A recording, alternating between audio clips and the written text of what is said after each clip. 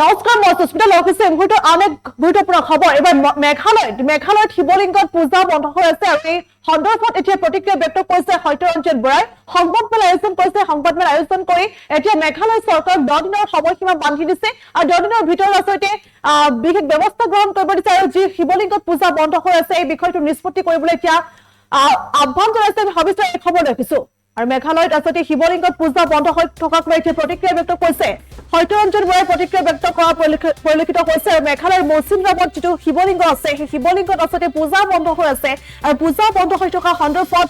এইদৰে এতিয়া প্ৰতিক্ৰিয়া ব্যক্ত কৰিছে মেঘালয় চৰকাৰক এতিয়া 10 দিনৰ সময়সীমা বান্ধি দিছে সত্যৰঞ্জন বৰাই সংবাদমেল আয়োজন কৰিছে কুটুম্ব সুৰক্ষা পৰিষদৰ সত্যৰঞ্জন বৰাই সংবাদমেল আয়োজন কৰিছে আৰু সংবাদমেলত এইদৰে প্ৰতিক্ৰিয়া ব্যক্ত কৰিছে যিটো মেঘালয়ৰ মৌচিনৰামত থকা যিটো শিৱলিংগ এই শিৱলিংগত আচলতে দীৰ্ঘদিন ধৰি পূজা বন্ধ হৈ আছে গতিকে এই পূজা বন্ধ সন্দৰ্ভত এইদৰে এতিয়া মন্তব্য কৰি কৈছে যে মেঘালয় চৰকাৰক এতিয়া 10 দিনৰ সময় এতিয়া বান্ধি দিছে সত্যৰঞ্জন বৰাই আৰু 10 দিনৰ ভিতৰত আচলতে যি বিষয় সেই বিষয়টো আচলতে নিষ্পত্তি কৰিবলৈ এতিয়া দাবী জনাইছে আৰু 10 দিনৰ ভিতৰত ব্যৱস্থা গ্ৰহণ কৰিবলৈ দিছে আৰু যদি সেই 10 দিনৰ ভিতৰত আচলতে শিৱলিংগত যিটো পূজা বন্ধ হৈ আছে সেই পূজা বন্ধ হৈ থকা যি বিষয় সেই বিষয়টো যদি নিষ্পত্তি নহয় তেনেহলে কিন্তু 10 দিনৰ পাছত হয়তো গুৱাহাটী আৰু মেঘালয়ৰ যি সংযোগ সেয়া হয়তো বিচ্ছিন্ন হৈ পৰিব পাৰে আৰু এইদৰে এতিয়া শিৱলিংগৰ আচলতে শিৱ মন্দিৰত দীৰ্ঘদিন ধৰি পূজা যি হোৱা নাই সেই বিষয়টোক লৈ এইদৰে প্ৰতিক্ৰিয়া ব্যক্ত কৰা পৰিলক্ষিত হৈছে সংবাদমেল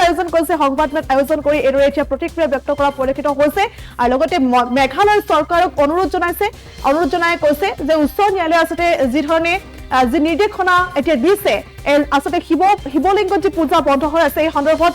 উচ্চ ন্যায়ালয়ে যি নিৰ্দেশনা এতিয়া দিছে সেই নিৰ্দেশনা যাতে সোনকালে সেই বিষয়টো নিষ্পত্তি কৰে গতিকে ইয়াকে লৈ এতিয়া 10 দিনৰ সময়সীমা বান্ধি দিয়া পৰিলক্ষিত হৈছে আৰু 10 দিনৰ ভিতৰত এই বিষয়টো নিষ্পত্তি কৰিবলৈ এতিয়া দাবী উত্থাপন কৰিছে আৰু সমান্তৰালকৈ মুখ্যমন্ত্ৰী ডক্টৰ হিমন্ত বিশ্ব শৰ্মাকো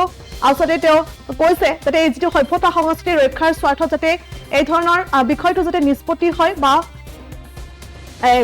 অন্যথা 10 দিনৰ পাছত যদি এই বিষয়টো নিষ্পত্তি নহয় তেনেহলে কিন্তু গুৱাহাটী আৰু মেঘালয়ৰ হয়তো সেই সংযোগ কিন্তু হয়তো বিচ্ছিন্ন হৈ পৰিব পাৰে আৰু এইদৰে এতিয়া সংবাদমেল আয়োজন কৰি এইদৰে সত্যৰঞ্জন বৰাই প্ৰতিক্ৰিয়া ব্যক্ত কৰা পৰিলক্ষিত হৈছে এই মুহূৰ্তৰ ভাষ্য আহি পৰিছে আমি দৰ্শকলৈ আগবঢ়াইছো যি মৌচিনৰামত শিৱ পূজাৰ যি নিষিদ্ধকৰণ ইতিমধ্যে মেঘালয়ৰ পৰা এটি সজাতি দল আহি আমাক ইমানখিনি কাগজ পাতি দি গৈছে যে 2015 চনৰ পৰা কি ধৰণে তেওঁলোকৰ ওপৰত অত্যাচাৰ কৰা হৈছে সেই যিখিনি সংখ্যালঘু হিন্দু আচলতে আমি ভাৰতত সংখ্যালঘু বুলি খ্ৰীষ্টিয়ান আৰু ইছলামসকলক ভাবোঁ কিন্তু মেঘালয়ত সংখ্যালঘু হিন্দু আৰু তেওঁলোকৰ ওপৰত যি ধৰণৰ অত্যাচাৰ হৈছে তাৰ ইয়াৰ দলিল এই দস্তাবেজ আপোনালোকৰ সন্মুখত দেখুৱাইছোঁ এই যথেষ্ট কথা বতৰা আছে এই কথাবোৰ আমি পৰৱৰ্তী সময়ত লাহে লাহে কথাবোৰ আপোনালোকৰ ৰাইজৰ মাজলৈ আনিম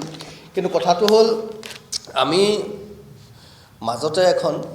সংবাদমেল কৰিছিলোঁ আৰু সংবাদমেলত আমি কৈছিলোঁ যে মেঘালয়ে যদি এই বিষয়টো ব্যৱস্থা নকৰে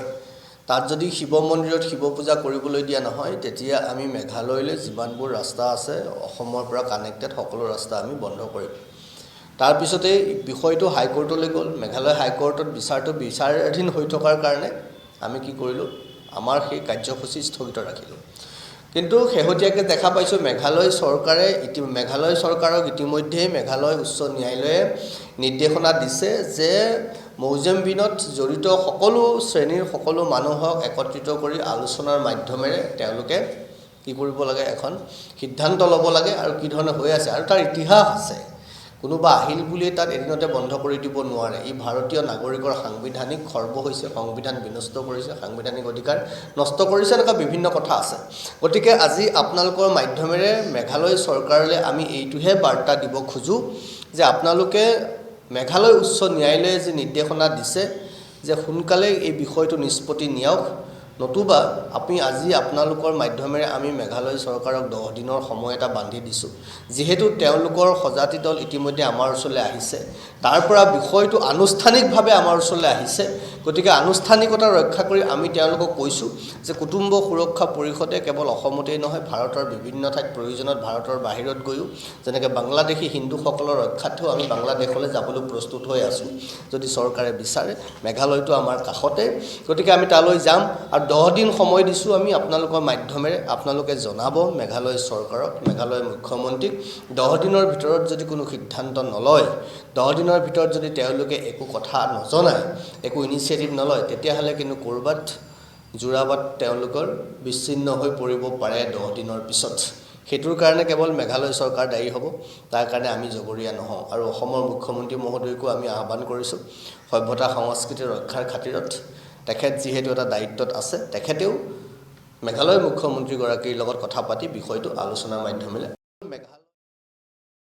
যিকোনো খবৰৰ বাবে যোগাযোগ কৰক 7099017330 লগতে 7099017110 নম্বৰত